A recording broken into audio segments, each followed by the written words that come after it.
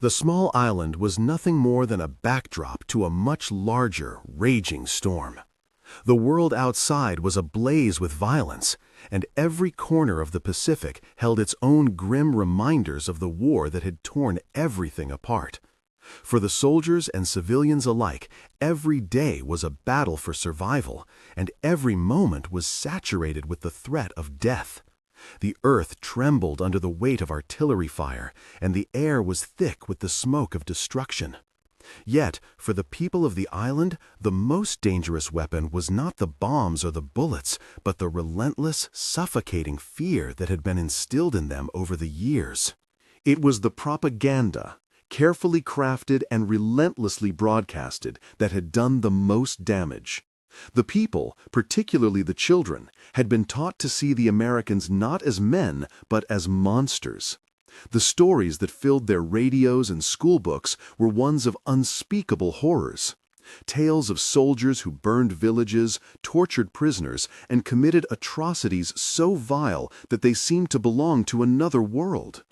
These stories had become the fabric of their reality, and the enemy was no longer a distant force. They were demons who walked in the flesh. For the civilians on the island, surrender was a word that carried no honor. It was treason, a betrayal of the emperor and everything they had been taught to believe in. The very idea of giving up, of waving a white flag, was unthinkable. They were told time and again that if they did not die for their country, they would be forsaken by the gods. They had been conditioned to believe that their lives were worthless if they fell into enemy hands, and so many had already made the decision. Death was preferable to surrender. As the war drew closer to their doorstep, the island became a place where the sounds of laughter and joy had long since been silenced. Families huddled together in darkened homes, their windows boarded up, their only light coming from the occasional flicker of a lantern. There was no safety in the world around them, no refuge from the encroaching violence. Every corner of the island seemed to be under threat, and the threat was not just from the soldiers who marched on their land, but from the fear that was now embedded deep within their hearts. In the schools, the children were taught that their lives were a sacrifice to the greater cause of the war. They learned not to question, but to obey, and to embrace the idea that their deaths were necessary for the survival of their country. The classroom walls were filled with images of young boys leaping to their deaths from cliffs, of girls cutting their own throats in acts of defiance. It was a world where the value of life had been twisted into something unrecognizable. There was no room for innocence here, only the harsh, cold reality of war. This mindset shaped every action, every decision. As the soldiers and families prepared for the inevitable American invasion, there was little thought for the future, only for the present moment. How would they die? That was the question that consumed them. Some prepared poison capsules to end their lives. Others hid knives beneath their sleeping mats, ready to take the lives of their loved ones before the enemy could do it for them. The idea of survival seemed almost absurd, and yet, in the back of their minds, they all knew that it was the only thing they truly wanted. The war was not just a battle for land or power. It was a battle for the very soul of the people who lived on this island. And for those who survived, the scars would last far longer than the physical wounds inflicted by the war. The propaganda, the fear, the idea of loyalty and honor, they would all continue to shape the future of the island, even long after the guns had fallen silent. In the quiet moments between the battles, the people of the island would sometimes allow themselves to hope that the war would end, that they could return to a life that wasn't dominated by death. But even these moments of fleeting hope were crushed by the realization that their fate was sealed. The Americans were coming, and with them came the promise of violence and death. The morning the American troops arrived was the moment that everything changed. There was no more waiting, no more hiding. The time had come, and the villagers braced themselves for the worst. They didn't know what to expect, But they knew it wouldn't be mercy. It would be the end. Yet, what they didn't know, what they couldn't have known, was that this would be the moment that would undo everything they had been taught. The monsters they had feared so long would not be the ones who destroyed them. They would be saved. But no one could have predicted how or who would become their unlikely hero. The sound of artillery fire echoed across the island like a thunderstorm breaking the stillness of the night. The people of the village had long since grown accustomed to the distant rumble of war, but nothing could have prepared them for the violence that would soon descend upon them. It started with a single explosion, followed by another, then another, until the entire sky was filled with the smoke of destruction. The air grew thick with the smell of burning wood and charred earth as the bombs rained down, shaking the ground beneath their feet. The villagers, who had spent years preparing for this moment, now found themselves in a panic. The careful plans they had made, hiding in basements, keeping silent, protecting their families, were suddenly insufficient in the face of the raw power of the bombs. People scrambled to find shelter, but there was nowhere safe. The ground was ripped apart by the blasts, and buildings that had once stood strong now crumbled like sandcastles, their walls caving in under the relentless pressure. Tears streamed down the faces of mothers clutching their children, the terror in their eyes reflecting the horror unfolding around them. In the midst of the chaos, the villagers were forced to abandon their homes, fleeing to whatever shelter they could find, whether it was a nearby cave or a makeshift dugout. Yet, even there, the fear did not ease. The explosions were constant, a reminder that death was never far away. For some, the bombs were a final, unexpected judgment. Those who had been instructed for years to prepare for death rather than surrender now found themselves wondering if the end had finally come. The teachings of sacrifice, loyalty to the emperor, and the belief that their deaths were inevitable seemed less like principles and more like cruel lies in the face of such overwhelming destruction. The terror was not just in the sound of the bombs, but in the realization that their survival might not be possible. Outside, the skies darkened with smoke as the sun began to set, but the explosions showed no signs of stopping. The villagers had no idea how many more bombs would fall or how long they would be forced to endure the carnage. Some knelt and prayed, others tried to shield their loved ones, and a few simply curled into the dirt, waiting for the inevitable. The world had become an inferno, and the fires seemed endless. As the hours dragged on, the villagers began to lose track of time. They had no way of knowing how long the bombing would last, and many started to wonder if this would be their final night on Earth. Some had already made peace with the idea of death, but even then the uncertainty was unbearable. Every explosion, every shaking of the ground reminded them that there was no escape from the madness.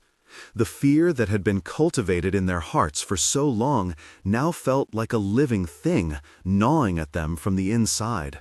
Amidst the fear and confusion, a quiet thought began to form in the minds of some villagers. If they survived the bombs, what then? What would their lives be like after this? Would they still be the same people, still bound by the same beliefs, or would they be forever changed by the horrors of war? The very notion of survival seemed distant, and yet it lingered in the back of their minds. But for many, the question was irrelevant. Survival seemed impossible in the face of the violence surrounding them. They had been told for so long that death was preferable to the dishonor of surrender. But now, in the face of such overwhelming destruction, that idea seemed absurd. There was no honor to be found in dying in a bombing raid. There was only the desperate hope that they might live long enough to see the end of it. Hours passed, and the bombs continued to fall. Some of the villagers began to lose hope, accepting that this was their fate. The sounds of explosions became a dull, constant hum in their ears. They tried to shield their children, tried to find places where the destruction might be lessened, but it seemed hopeless. And then, as if the world had decided it was not yet finished with them, the ground trembled once more. In the midst of all the destruction, the villagers were left with nothing but the silence that followed. The bombings eventually stopped, but the damage had been done. Homes lay in ruins, streets were torn apart, and the air was thick with dust and smoke. The survivors, exhausted and in shock, wandered through the wreckage, unsure of what to do next. The world around them was unrecognizable, and they knew, deep down, that they would never be the same. Despite the devastation, there was a sense of numbness that overtook the people. The world had changed so suddenly and so violently that there was no room for mourning, no room for grief. The villagers were left with one simple question: how would they survive in this new world? Would they be able to rebuild, or had the war taken more from them than they could ever recover? The answer was unclear, but they knew they had no choice but to face it. The destruction of the village had left a lasting scar on the survivors. The once bustling streets were now a wasteland, and the air was filled with the bitter scent of smoke and death. As the last echoes of the bombings faded into the distance, the villagers slowly began to emerge from the remnants of their homes, unsure of what awaited them outside. The terror of the explosions was slowly replaced by the new, quiet fear of the unknown. There was no longer a sense of security anywhere. The once hopeful anticipation of a quick end to the war now seemed far out of reach. For the survivors, the immediate question was survival. The enemy that had long been a faceless force, lurking just beyond the horizon, was now only moments away. The rumors, the tales of cruelty and violence that had been ingrained in their minds for years filled the air again. It was almost as though the threat of death was not just a possibility, but an inevitability. The villagers had been told repeatedly that the Americans would show no mercy. They were monsters, savages, and their approach meant nothing but destruction. But in the midst of all this fear, something unexpected happened. As the people of the village crouched in hiding, trying to evade the soldiers they had been told would bring nothing but death, the sound of approaching footsteps did not echo with the threat they had anticipated. It was different. It was not the heavy, aggressive march of an army that they had been led to believe would come. No, this was something else entirely. It was tentative, cautious, even hesitant. The sound of boots hitting the ground was not the noise of invaders, but of someone, or something, unsure. In the haze of smoke and the chaos of the war-torn landscape, a figure emerged, someone who looked nothing like the monsters they had been led to fear. He was a soldier, dressed in a green uniform, but there was something about his presence that was almost human. He didn't charge forward with a weapon raised, nor did he yell commands. Instead, he seemed to hesitate, glancing around, as though aware of the delicate situation he was walking into. His eyes, wide and filled with caution, scanned the area, trying to make sense of the destruction. The villagers, hidden among the rubble, watched in stunned silence as the American soldier slowly moved forward. They had never seen one before, but they knew who he was. He was the enemy, the embodiment of everything they had been taught to fear. And yet, there was something unsettlingly ordinary about him. He wasn't the monster they had imagined. He was just a man, caught in the same nightmare they were. The soldiers' hesitation only deepened the confusion among the villagers. They had been taught to fear, to hate, to distrust anyone in an American uniform. But as they watched him, standing there among the ruins, something about his presence made them question everything they had been told. It was hard to reconcile the image of the brutal invader with the figure they saw before them, a person who seemed just as lost as they were, struggling to navigate a world that had been shattered. It was then that the soldier spoke. His voice was hesitant, his words broken, and it was in Japanese, a language he clearly wasn't fluent in, but he tried nonetheless. "Is anyone alive?" His voice was not full of fury, but desperation. "We help. We help." His words were simple, but they were enough to shatter the illusion that had been built in the minds of the villagers. This was not the monstrous enemy they had been taught to fear. This was a person, a soldier, reaching out with the hope of offering help. In that moment, the world seemed to stop. The air, once thick with the tension of inevitable violence, hung suspended in a heavy silence. The villagers, uncertain of what to do, remained hidden, unsure whether they should trust this strange figure or whether his presence was a trap. Fear held them back, but so did curiosity. For years they had been fed a story of relentless cruelty, and yet here was proof that maybe, just maybe, the story had been wrong. The soldier moved closer, speaking again in his broken Japanese. His hands were raised, not in aggression, but in a gesture of peace. He knelt beside the rubble of what had once been a family home and peered into the dust-filled darkness. His movements were cautious, deliberate, as though he was trying to avoid triggering further destruction or drawing attention to himself. There was no anger in his eyes, no hatred, only concern. As he continued to search, the villagers began to stir. Some whispered to each other, trying to make sense of what they were seeing. The soldier was not acting as they had been told. He was not storming the village with weapons drawn. He wasn't demanding their surrender or wreaking havoc. Instead, he seemed to be searching for survivors, trying to help. For a moment, the weight of the propaganda began to lift, and the villagers found themselves facing an uncomfortable truth. The enemy, the one they had been conditioned to hate, wasn't what they had been led to believe.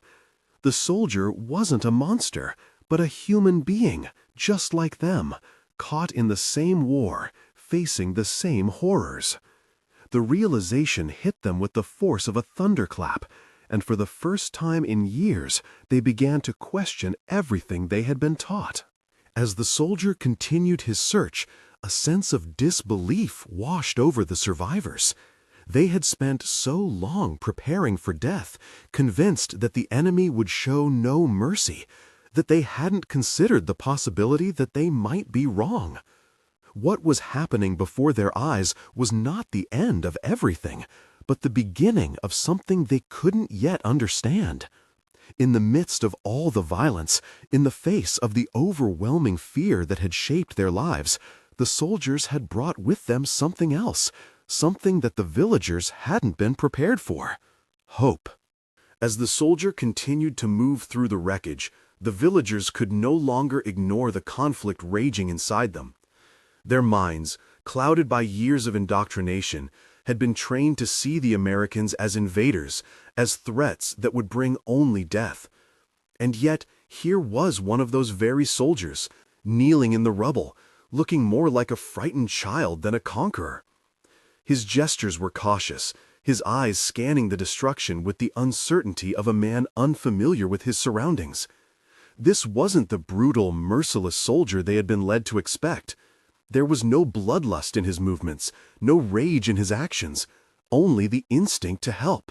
For a moment, no one moved. The silence between the villagers and the American soldier was thick, almost suffocating.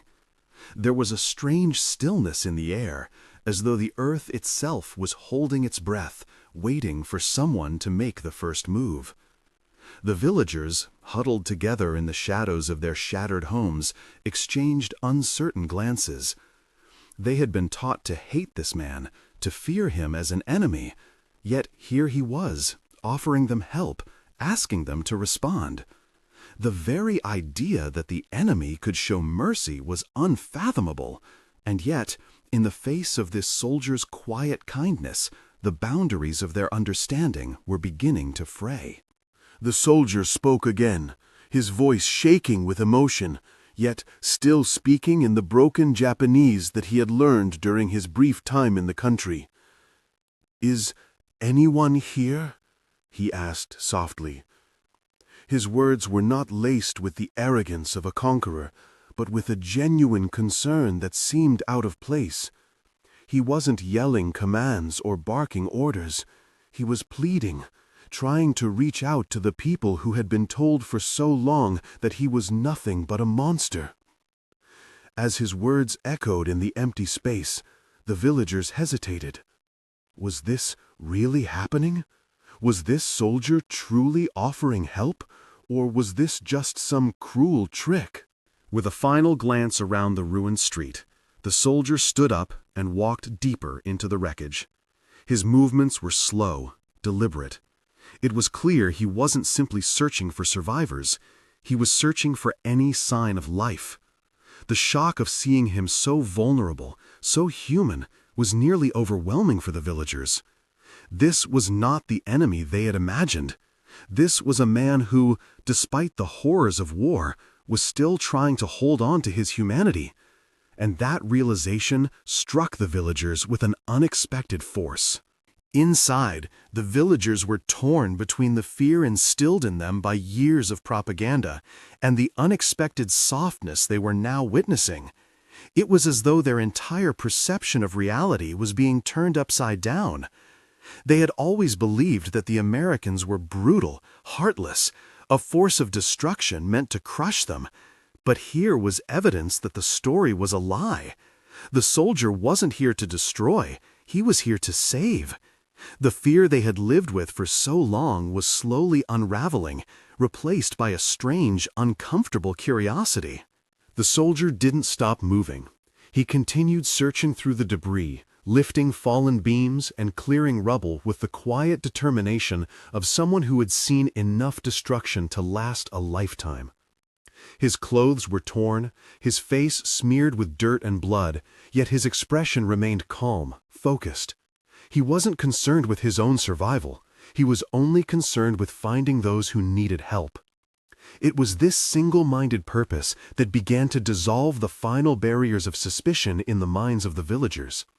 Here was a man who had the power to kill, who had been sent to take their lives, and yet he was choosing to save them. One by one, the villagers began to emerge from their hiding places. It was a slow, hesitant process. They had been conditioned to stay hidden, to stay silent, to avoid any contact with the enemy at all costs. But now, the very fear that had kept them in the shadows began to weaken. They had seen what the soldier had done. They had witnessed his actions with their own eyes, and it was impossible to ignore the truth they were faced with. The American soldier was not a monster. He was a man, just like them. A woman, her hands trembling, stepped forward. Her eyes were wide with fear, but also with something else, something that had been buried deep inside her for so long. Hope. She had lost her husband in the early days of the war, and her children had been told they must die for the emperor. But now, in this moment, she saw a glimmer of something different. She stepped closer to the soldier, cautiously at first, but with each step the fear began to lift. It was as though the weight of years of propaganda, years of hatred, was finally beginning to lift from her shoulders. The soldier, seeing the woman approach, stopped and raised his hands again, this time in a gesture of peace. He didn't speak, but his eyes were full of understanding, full of empathy.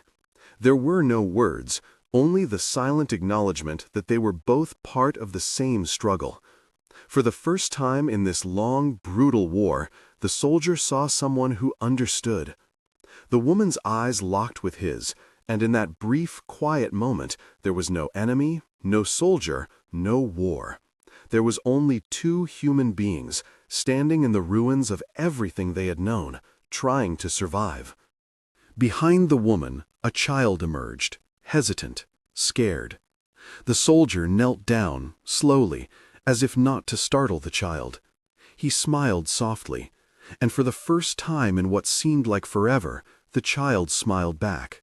It wasn't a big smile, but it was enough. Enough to signal that, for the first time in this war, something had shifted. This wasn't just a soldier coming to claim victory. This was a human being reaching out to others in the midst of destruction, offering them a chance at survival, a chance at life. And in that moment, everything changed.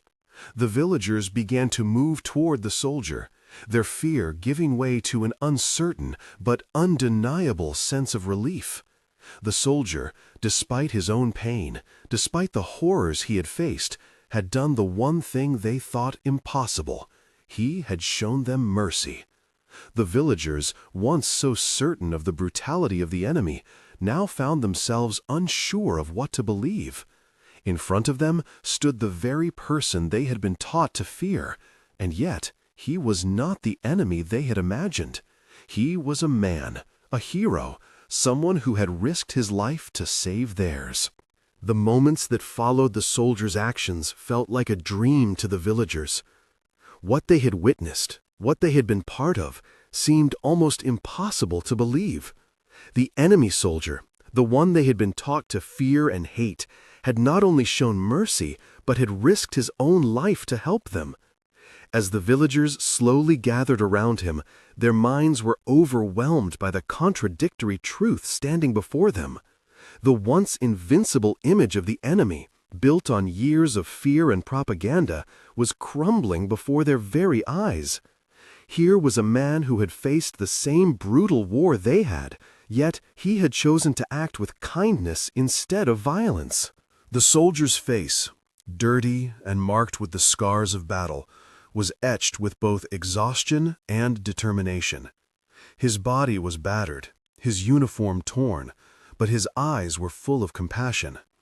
For the villagers who had seen nothing but death for so long, this compassion felt like a foreign language, one that they had never been taught to understand.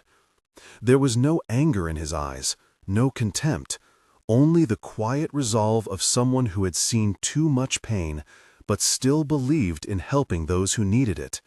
And for the first time, the villagers saw that the war, as brutal and unforgiving as it was, did not define the hearts of the people caught in it. As the soldier stood up, his knees shaky from exhaustion and his breath labored, he spoke again, his voice barely a whisper above the sound of the distant artillery. He asked the villagers if they needed more help, if there were others they could save. He did not demand thanks, nor did he look for praise. He simply offered what little he had left, the promise of assistance in a world that had been torn apart. The soldier wasn't a hero in the grand sense. He was simply a man doing what he believed was right, even at great personal cost. The villagers, still in shock, looked at each other. Some wanted to run, to hide, afraid that this kindness might be a trap. Others, however, saw this soldier differently. They saw someone who was, despite being their enemy, offering the one thing they thought they would never receive: mercy. There was an internal struggle in the hearts of the villagers. The teachings they had lived by for so long, the ones that had warned them about the brutality of the enemy, were now in direct conflict with what they were seeing. The line between friend and foe had become blurred, and the villagers didn't know how to navigate it. It was then that one of the elders, an old man who had lived through countless years of war and hardship, stepped forward. His eyes were filled with tears, and his voice, though shaky, was steady as he addressed the soldier. He spoke not of victory or defeat, not of loyalty to the emperor or of surrender, but simply of humanity. He thanked the soldier for his bravery and for showing them what true courage really was, not in battle, but in compassion.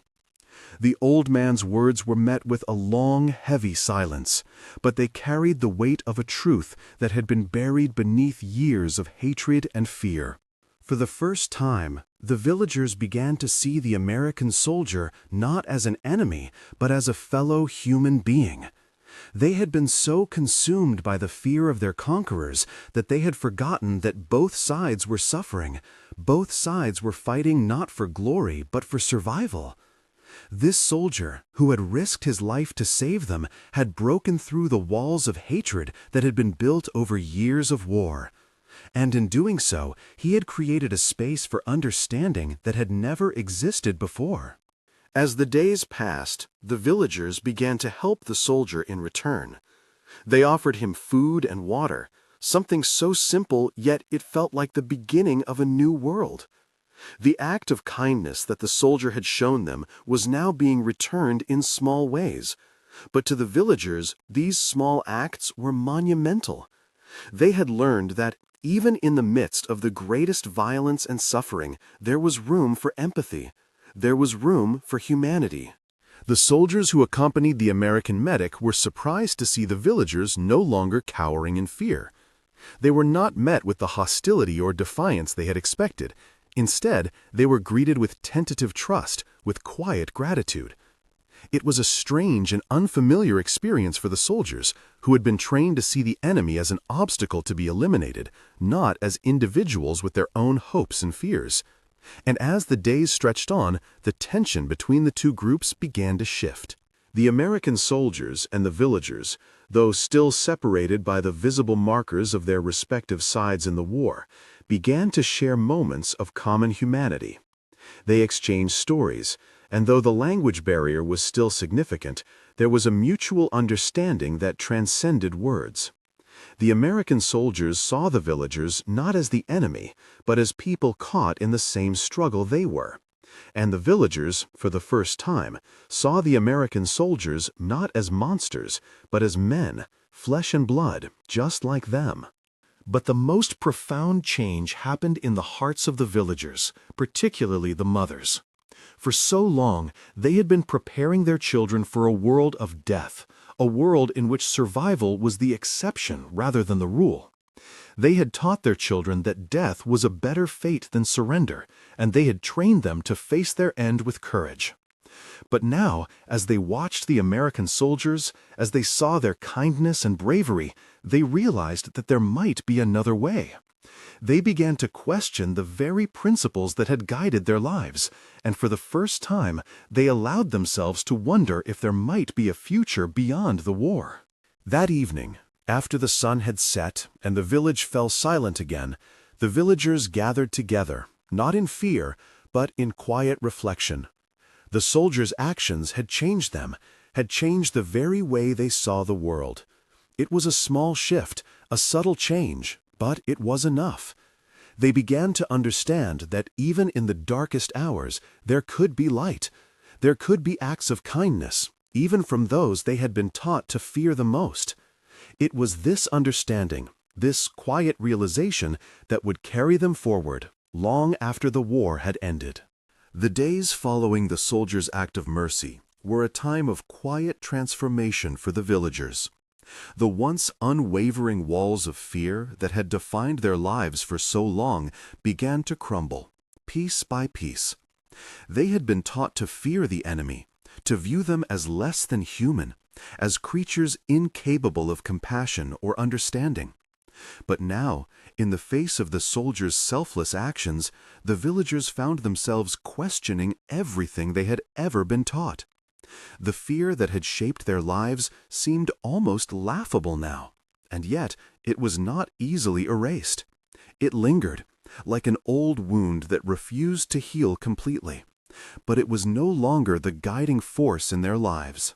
As the soldiers settled into the village, helping with the wounded and clearing debris, a strange new dynamic began to take root. The villagers, who had once avoided eye contact with the enemy, now looked at the American soldiers with tentative curiosity. They were no longer seen as faceless invaders, but as people just like them. The once insurmountable divide between them had been bridged, not by words, but by a simple, powerful act of kindness. It was as though a veil had been lifted, and for the first time, they could see the humanity in the soldiers' eyes. But the real change took place within the hearts of the villagers, particularly the women. For so long, they had taught their children to fear the enemy, to see them as monsters.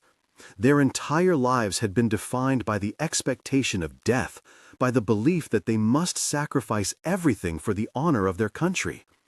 The soldiers who had arrived, once a symbol of everything they hated, were now something entirely different.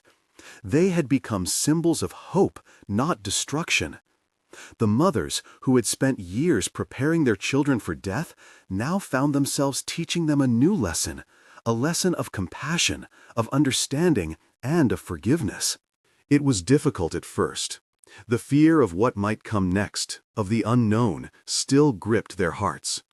But as they watched the soldiers work alongside them, clearing rubble, tending to the wounded, and even sharing a meal, something deep within the villagers began to shift. They had been taught to view the war as a battle between good and evil, with no room for mercy. But now, in the presence of the very soldiers they had once feared, they saw that the line between good and evil was not as clear as they had been led to believe. The children, too, began to change. They watched their parents' interactions with the American soldiers, and though they didn't fully understand the complexities of the situation, they began to absorb a new reality. The innocence that had been preserved in them for so long, the innocence that had been shielded from the horrors of war, was now tempered by a deeper understanding. They saw the soldiers as protectors, not monsters, and this shift would stay with them for the rest of their lives. In the evenings, as the sun dipped below the horizon, the village came alive with a sense of shared purpose. The once silent streets were now filled with quiet conversations, with villagers and soldiers talking together, exchanging stories, and slowly, though carefully, learning each other's languages. It wasn't a perfect harmony, but it was progress. The walls of hostility were coming down, piece by piece, and a new world was beginning to take shape. The village elders, who had once been the staunchest defenders of the old ways, now found themselves in quiet reflection. They had spent their lives adhering to the principles of honor and sacrifice, of death before dishonor, and yet here they were, in the company of the very people they had been taught to hate. The reality of the situation, the presence of the American soldiers, was a challenge to everything they had known. And yet they could not deny the truth they saw before them. The soldiers were not the monsters they had imagined. They were men, with families, with fears, with hopes, just like them. The process of healing was slow, but it was happening. It wasn't just physical wounds that needed tending to. It was the emotional scars that had been left by years of war. The villagers began to talk about what had happened, about the fear that had governed their lives, about the death that had seemed inevitable. And as they spoke, they found a new sense of connection, a new sense of shared humanity. The soldiers, too, began to open up, sharing their own experiences of the war, of the pain they had witnessed and endured. It wasn't an easy conversation, but it was an important one. The act of the American soldier, of his willingness to risk everything to save others, had ignited a spark of change that none of them had expected. The villagers began to see that there was more to war than the destruction it brought. They began to understand that in the midst of all the chaos, there could still be moments of kindness, moments of compassion. And it was in those moments that true healing began. As the weeks passed, the villagers began to rebuild their homes, to pick up the pieces of their shattered lives. The war was far from over, but something had shifted in the hearts of the people. They no longer viewed the enemy as something to be destroyed. They saw them as people, and that simple shift in perspective made all the difference. It was the beginning of a new chapter, one that would be defined not by the war that had torn them apart, but by the compassion and understanding that would help them rebuild. In the quiet moments, as the village slowly came back to life, the villagers found themselves reflecting on the soldier's actions. His sacrifice had not only saved their lives, but it had also transformed their understanding of what it meant to be human. And that, in the end, was the greatest gift of all. The war would end, the soldiers would go home, but the lesson they had learned, the lesson of compassion, of humanity, would remain with them forever.